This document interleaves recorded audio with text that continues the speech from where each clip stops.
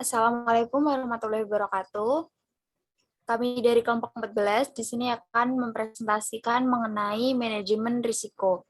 Sebelumnya, izinkan saya memperkenalkan anggota kelompok kami. Yang pertama ada Nur Saifatul Ulum, yang kedua ada Ranandia Pandu, dan yang ketiga ada saya, Prisma Novika Putri. Untuk topik pembahasan yang akan kami bahas pada presentasi kali ini, ada yang pertama, universalitas manajemen risiko, yang kedua, respons strategis terhadap risiko, yang ketiga, risiko dan diversifikasi, dan yang keempat, risiko strategis, pembangunan skenario, dan pembuatan strategi. Untuk pembahasan yang pertama akan dijelaskan oleh rekan saya.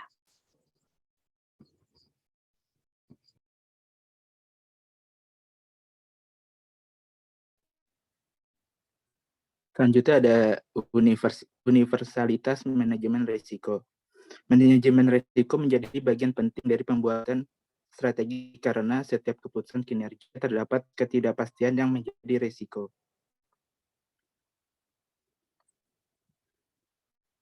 Selanjutnya ada selera risiko.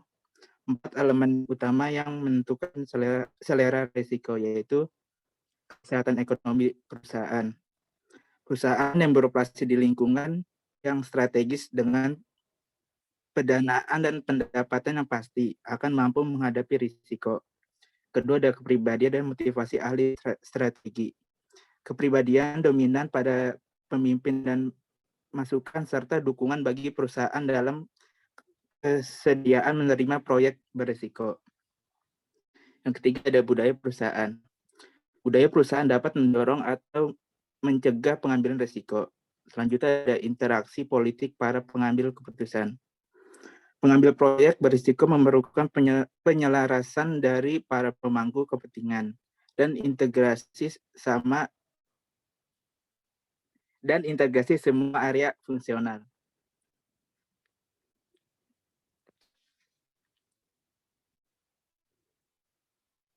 Next. Kedua ada risiko lingkungan. Pengukuran risiko tergantung pada pemilihan indikator kinerja utama atau IKU yang sesuai dua cara mengukur risiko, yaitu yang pertama varian dalam indikator kinerja utama atau disebut IKU. Pendekatan ini berfokus pada kecenderungan umum di beberapa sektor ekonomi untuk variasi. Kedua ada ukuran fluktuasi ekstrim dengan probabilitas. Pendekatan ini berfokus pada kejutan dari peristiwa yang sesekali terjadi. Ketiga ada strategi manajemen risiko. Dua keputusan strategi dalam manajemen risiko, yaitu yang pertama ada penilaian risiko, yaitu melibatkan identifikasi kejadian yang menimbulkan risiko dan estimasi kejadiannya. Kedua ada manajemen risiko, yaitu semua manajer harus mengelola risiko secara eksplisit terkait pengukuran waktu, tingkat ancaman, dan dampaknya. Selanjutnya ada respons strategis terhadap risiko. Yang pertama yaitu penghindaran risiko, yaitu suatu perusahaan dapat menahan diri untuk tidak memasuki pasar jika tingkat risiko terlalu tinggi. Yang kedua, manajemen risiko. 3 cara menjalankan manajemen risiko. Yang pertama, asuransi. Yang kedua, lindung nilai. Dan yang ketiga, aliansi strategis dan pembagian risiko. 3. Mitigasi risiko, yaitu merupakan strategi generik di mana tindakan strategis diambil untuk mengurangi tingkat risiko yang dihadapi perusahaan. Yang keempat ada premi risiko, yaitu membangun tingkat fleksibilitas dalam sebuah proyek untuk menyimpan kemungkinan tidak terduga.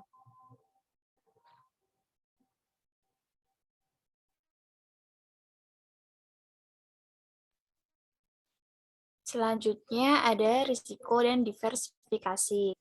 Nah, rekomendasi diversifikasi ini didasarkan pada pendekatan portofolio. Pendekatan portofolio terhadap risiko ini memiliki beberapa persyaratan, antara lain yang pertama ada persaingan sempurna. Jadi Adanya persaingan ini akan dapat dianalisis risiko-risiko yang berpotensi untuk terjadi. Yang kedua, ketersediaan akses informasi. Ini maksudnya adanya akses informasi terhadap target-target pasar dan risiko yang mungkin akan terjadi. Yang ketiga, bank data yang besar. Ini untuk menghitung tingkat risiko yang tepat di setiap target pasar. Dan yang keempat, pergerakan harga dan risiko aset individual. Next. Risiko strategis, pembangunan skenario, dan pembuatan strategi.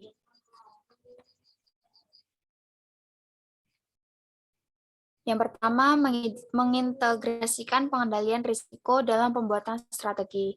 5 prinsip umum kebijakan manajemen risiko antara lain yang pertama, fokus pemberian insentif. Jadi, perusahaan harus berkonsentrasi pada pemberian insentif kepada ahli strategi dan manajer operasi untuk melakukan aktivitas penambahan nilai yang menjanjikan keunggulan kompetitif, terutama untuk jangka panjang. Yang kedua, larangan memperlakukan fungsi kontrol utama sebagai pusat laba. Perusahaan tidak boleh memperlakukan fungsi kontrol utama, misalnya akuntansi, kontrol kualitas, atau pembuatan strategi sebagai pusat laba atau mencari keuntungan. Karena pencarian keuntungan itu merupakan proses yang berbeda dari manajemen risiko. Yang ketiga, pemilihan komite audit eksternal. Perusahaan harus menunjuk komite audit eksternal dan internal yang berkualitas tinggi dan tidak memiliki hubungan dengan CEO perusahaan. Hal ini bertujuan untuk menghindari adanya kecurangan saat proses audit berlangsung. Yang keempat, perlu membaca lingkungan dengan cermat. Jadi, perusahaan harus membaca lingkungan dengan cermat, terutama untuk kemungkinan ancaman, dan memahami semua implikasi dari perubahan lingkungan tersebut dan kemungkinan ancaman tersebut terhadap kegiatan bisnis inti. Yang kelima, evaluasi informasi yang masuk. Jadi, perusahaan harus mengevaluasi semua informasi yang masuk secara kritis, apapun sumbernya. Next. 2. Risiko negara dan risiko persaingan. Nah, tingkat risiko negara ini berkaitan erat dengan tingkat PDB negara. Apabila negara maju itu kaya, memiliki tingkat risiko negara yang rendah. Sedangkan apabila negara tersebut belum berkembang, maka tingkat risiko negara itu tinggi. Dan kondisi terakhir untuk negara berkembang, memiliki tingkat risiko negara menengah namun cenderung tidak stabil. 3. Risiko strategis dan perencanaan strategis. Antisipasi ketidakstabilan itu memerlukan perencanaan skenario. Dalam perencanaan skenario tersebut, dirangkum serangkaian faktor yang berpotensi menjadi risiko baik jangka pendek maupun jangka panjang, sehingga dapat dirumuskan antisipasi untuk risiko-risiko tersebut. Sekian presentasi dari kami. Terima kasih atas perhatiannya. Wassalamualaikum warahmatullahi wabarakatuh.